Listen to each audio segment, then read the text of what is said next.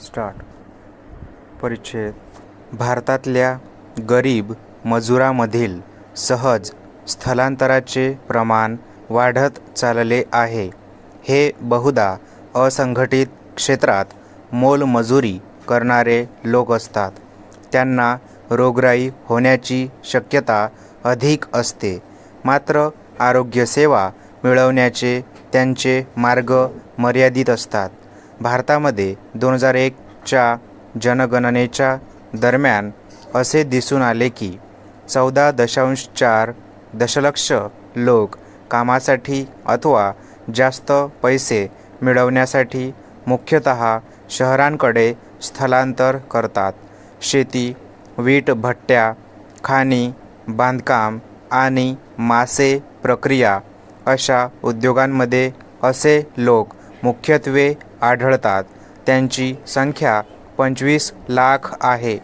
स्थलांतरित मजूर मोठ्या संख्येने नागरी, असंघटित उत्पादन क्षेत्रात, सेवा व वाहतूक क्षेत्रात मजूर, डोक्यावर ओझे वाहणारे, वाहनात माल भरणारे, रिक्षावाले, फेरीवाले इत्यादींच्या स्वरूपात काम करतात.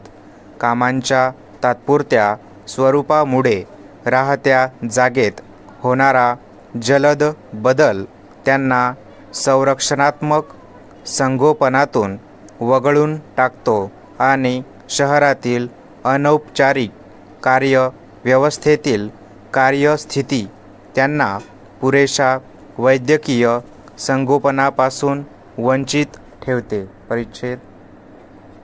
मोजक्या शहरातील लोकसंख्येत वेगाने वाढ होत असली तरी भारतातील शहरीकरण थांबलेले दिसते.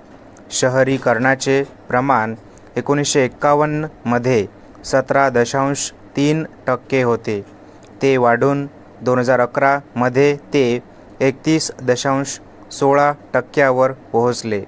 याचा अर्थ ते प्रति दशकात सरासरी 2.31% राहिले.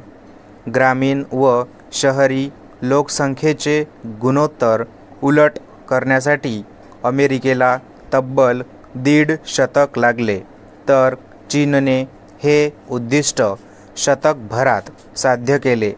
आपल्या देशातील गेल्या दशकातील शहरीकरणाचा दर पाहता भारताला 80% शहरी, 20% ग्रामीण गुणोत्तराचे उद्दिष्ट गाठण्यासाठी कदाचित 2 शतकेही लागू शकतात. देशांच्या दीर्घकालीन आर्थिक वाढीमागे वेगाने होणारे शहरीकरण हे एक प्राथमिक साधन आहे. हे लक्षात घेता भारताचे शहरीकरण वेगाने करण्यासाठी अधिक ताकदीची आणि विचारांची आवश्यकता आहे. परिच्छेद. भारतातील शहरीकरणाच्या टक्केवारीची तुलना विकसित देशांशी केल्यास भारताचे शहरीकरण निश्चितपणे कमी आहे. भारतात शहरीकरणाला कारणीभूत असलेली नैसर्गिक वाढ ही सध्याच्या पातळीपेक्षा अधिक नसण्याची शक्यता आहे, असे गृहीत धरता येते. यालाच जोडून सांगायचे तर जनन दर स्थिर पातळीला आला आहे आणि ग्रामीण भागाच्या तुलनेत शहरी भागात हा दर खाली आला आहे. केवळ पुनर्वर्गीकरण व ग्रामीण भागांचे शहरामध्ये विलीनीकरण ही आपल्या गतीने पुढे जाणारी प्रक्रिया आहे. या प्रक्रियेतून पूर्वीप्रमाणे पुढेही 20% सहभाग नोंदवला जाण्याची शक्यता आहे.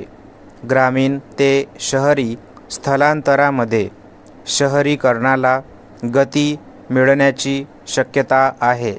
मात्र देशाला हव्या त्या गतीने हे स्थलांतर होत नाही. या संदर्भात चीनचे उदाहरण उपयुक्त ठरावे. 1982 मधील 65 लाख 70,000 लोकांनी केलेल्या स्थलांतरावरून 2010 मध्ये झालेल्या 22,14,00,000 एवढ्या थक्क करणाऱ्या ग्रामीण ते शहरी स्थलांतरामुळे शहरीकरण वेगाने झाल्याचे दिसते. गेले काही वर्षे वार्षिक वाढीचा दर 10% होता. याचा परिणाम म्हणून चीनची लोकसंख्या वाढ 1960 मध्ये असलेल्या 15% 2021 मध्ये 63% पोहोचली. हे प्रामुख्याने राष्ट्रीय स्तरावर जाणीवपूर्वक धोरणात्मक निर्णय घेतल्याने घडून आले. या पार्श्वभूमीवर चीनने नोंदणीची प्रतिबंधात्मक हुकू पद्धती शिथिल केली आणि गावकऱ्यांना मोठ्या संख्येने शहरांमध्ये जाण्यास अनुमती दिली. आणखी म्हणजे चीनने शहरीकरणासाठी मध्यम आकाराची शहरे निवडली आणि या शहरांमध्ये मोठ्या प्रमाणात शहरीकरणाचा फैलाव झाला. परिच्छेद ग्रामीण ते शहरी स्थलांतर ज्या मार्गांनी अधिक गती घेते त्याकडे लक्ष देणे आवश्यक आहे. हे साध्य करण्यासाठी केंद्र सरकार आणि राज्य सरकारांनी एक उद्दिष्ट निश्चित करणे आवश्यक आहे.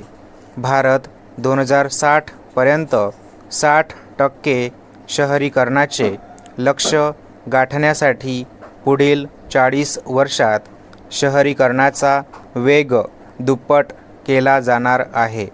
याचा अर्थ 2001 ते 2011 मध्ये गेल्या दशकातील शहरी विकासाचा दर 3.34% दुप्पट होईल.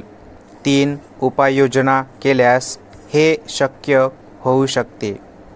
राष्ट्रीय आणि राज्य महामार्गाच्या व्यापक जाळ्यामुळे राष्ट्रीय पातळीवर दळणवळणाची सुविधा निर्माण करण्यासाठी देशाकडून आधीच खूप प्रयत्न केले जात आहेत. देशातील रेल्वेचे जाळे आणि रेल्वेची गुणवत्ता यावरही समान भर देण्यात येत आहे. या उपाययोजनेचा शहरीकरणाचा वेग वाढवण्यावर परिणाम होईल. मात्र शहरी पायाभूत सुविधांची अजूनही दुरवस्था आहे. शहरांमधील रस्ते, पाणीपुरवठा आणि सांडपाणी व्यवस्था, परवडणारी घरे, भाड्याची घरे, आरोग्य व शिक्षणाच्या पायाभूत सुविधा तसेच मनोरंजनाच्या सुविधांमध्ये गांभीर्याने गुंतवणूक करणे आवश्यक आहे. कारण त्यामुळे आर्थिक प्राप्ती वेगवेगळी असली तरी शहरांमध्ये वास्तव्यास येण्यास उत्सुक असणाऱ्या नागरिकांना चांगले जीवन जगण्याची संधी मिळू शकेल.